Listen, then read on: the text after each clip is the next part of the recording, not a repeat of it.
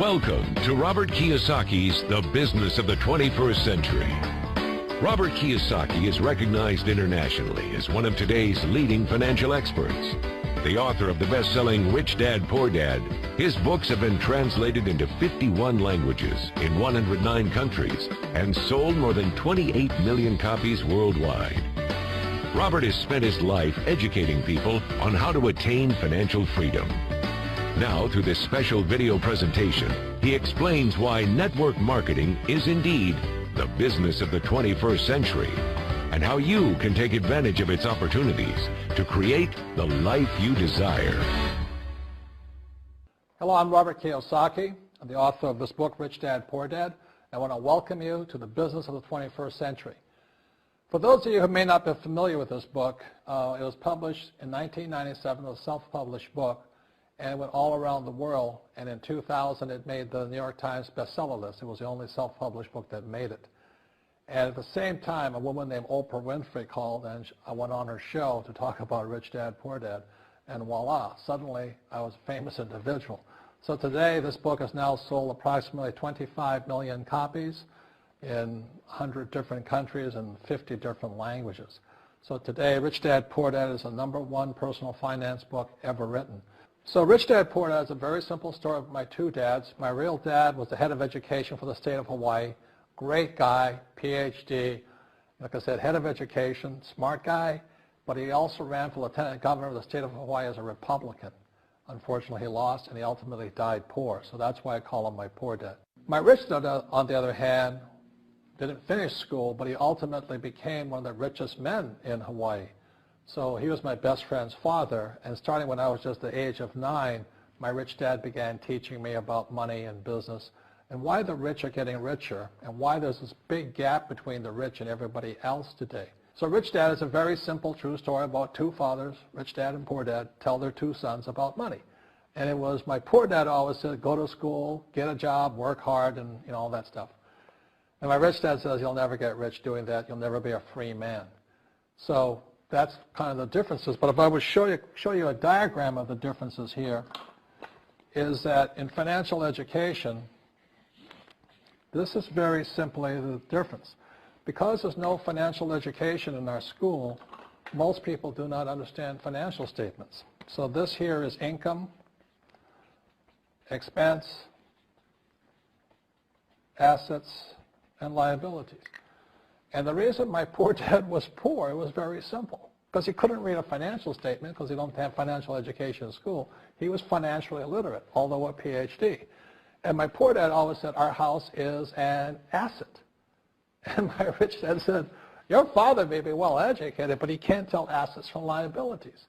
So very simply, my rich dad said to me, assets, whether you work or not, put money in your pocket. So when a banker looks at your financial statement, the banker looks at this and says, oh, you have assets and you're putting money in your pocket. And if you look at your house, it's really a liability because every month it takes money from your pocket.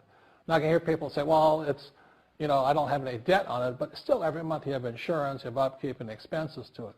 So very simply, the reason I'm a rich man today was I knew the difference between assets and liabilities. And I get richer and richer because every year I add more assets to my balance sheet here. And so that's one of the biggest differences. And as my rich dad often said to me, he says, son, my banker has never asked me for my report card. My banker wants to see my financial statement because it's your financial statement that shows how high your financial IQ is. How smart are you with money? If you're very smart with money, the banker will give you as much money as you want because you know how to make money with money. If you're not very smart about money, all the banker will give you is a credit card and a home loan. So those are some of the differences between my rich dad and my poor dad.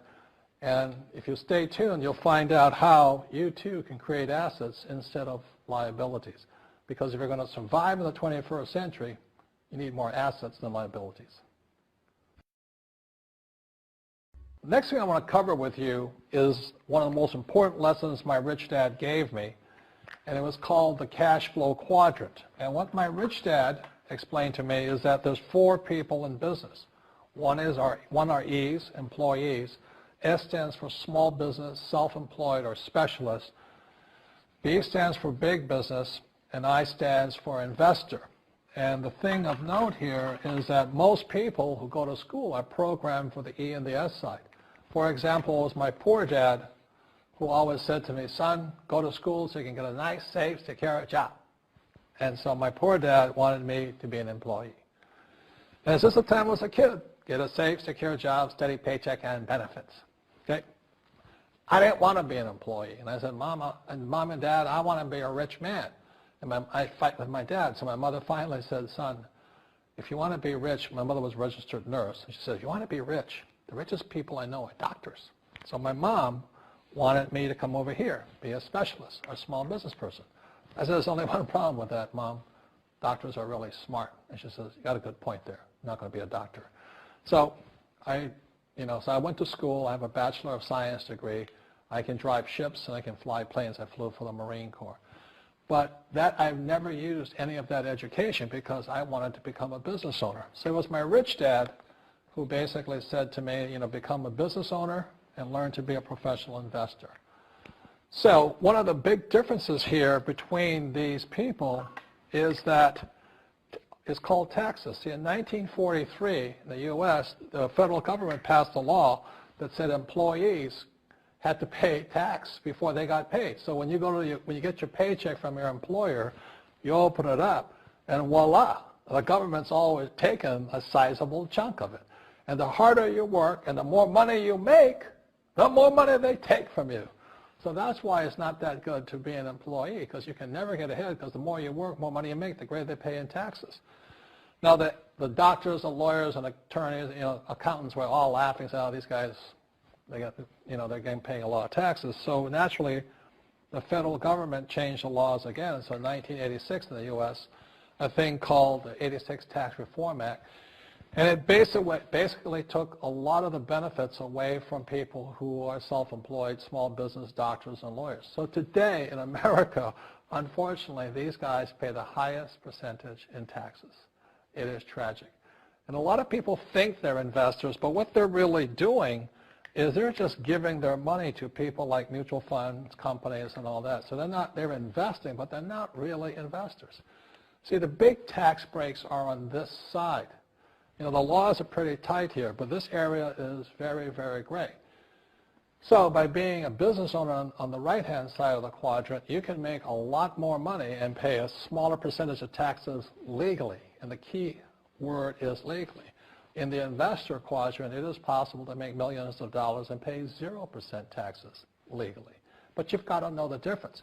So one of the beauties of business for the 21st century is it allows people to make the transition from the E and the S side to the B side especially.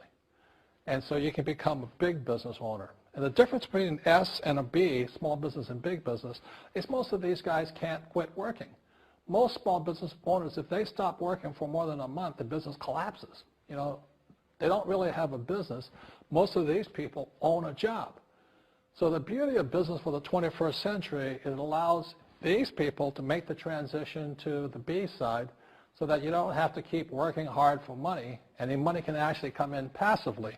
Then once you have your business up and running, then I always recommend you then begin investing with your excess cash, paying less and less in taxes. And that's the reason the rich are getting richer. In this section, I want to talk to you about a different kind of quadrant. Years ago, I found out there was 4 kinds of people in the world. One type are people who must be right. These people know all the right answers. They went to school. They know everything. You can't tell them anything. This is not a good business for them because their minds are too set. Another kind of person is a person who must be comfortable. The house could be on fire, but they're still watching TV, eating a hot dog, watching what's going on in the world. These people are toast because the world economy is not coming back. The world economy has moved on. And people who need to be comfortable will probably be left behind. So the people who need to be comfortable, you probably shouldn't talk to them because you only make them uncomfortable. And they're probably not going to make the move because number one priority is being comfortable. Another kind of person is a person who must be liked. They want to please everybody. this is probably not the business for them either, because they want somebody else's approval. They want to be the good little boy or girl saying, I did the right thing, didn't I? You like me, don't you? And so they'll probably not be successful in the 21st century because they'll probably want to be liked by people who have to be right, and people want to be comfortable. All right, good, be comfortable. All right, you're very right. That's probably being liked. But the business for the people of the 21st century are people who must win. And that's where I am at. One of the best things I was taught in the Marine Corps and at military school is not how many times you get knocked down, it's how many times you stand up. When somebody knocks you back, what do? Oh, you hurt my feelings. You'll probably not be successful. The world will probably pass you by. Because as I said, the world economy is moved on. It's not coming back. So winners will win. But winning takes sacrifice. Success takes sacrifice. And these are the people who will do best in business of the 21st century. So when you're talking to people, about this business, you have to look at them and ask yourself, is this person really just going to be liked and they'll tell you what you want to hear? Or they're going to argue with you because they know all the right answers? Or they're going to get very upset with you if we're disturbing them? So what you're looking for in the network marketing business are people who want to win. People who know the economy has moved on. You'll find every race, gender, age, and background in network marketing. But what they really want to do is they want to win. It really is a true playing field in the world, but not for these people. These people will be left behind. Network marketing is for people who want to win because network marketing is the business model of the future. If you want the government to take care of you, then just keep doing what you want to do. It is possible for everyone to win, but the problem is you've got to commit to it. You've got to say, this is what I'm going to do. I'm going to dedicate 5 years of my life. You want to look at the leaders and say, those are the people I want to be like. Those are the kinds of people I want to hang out with. That's what you got to say to yourself. And I want to help other people do what I want to do and win in life. And that's why I support network marketing, because it really is the business for the 21st century. As an entrepreneur, I have built many businesses from scratch. And as some of you know, a lot of them crashed also. Statistics show that most new businesses fail within the first 5 years, 90% in fact. And of the 10% that survive, the remaining 10% crash in the second 5 years. So in other words, most are gone in 10 years. So I've looked at many different models, and one that stands out for me is network marketing. And the reason for that, it takes very little upfront cash. It's low overhead. You can do it part-time. It means keep your daytime job, but do this part-time. And once the business is up and running, it can generate enough income so that you can move from the left side to the right side of the quadrant. So let me tell you about my introduction to network marketing, because I had a very closed mind to it. Since I can build my own businesses, I said, why do I need a network marketing business? But about 15 years ago, I have a good friend. His name is Bill, and this guy is the best real estate investor I know. He has tons of assets in here. So I said, Bill, why did you start a network marketing business? And his answer was very simple. He says, it's my way of helping people. But more importantly, he says, the reason most people can't invest in real estate is because they don't have a business. They don't make enough money simply because taxes, debt, inflation, and retirement savings are killing them. They cannot even invest.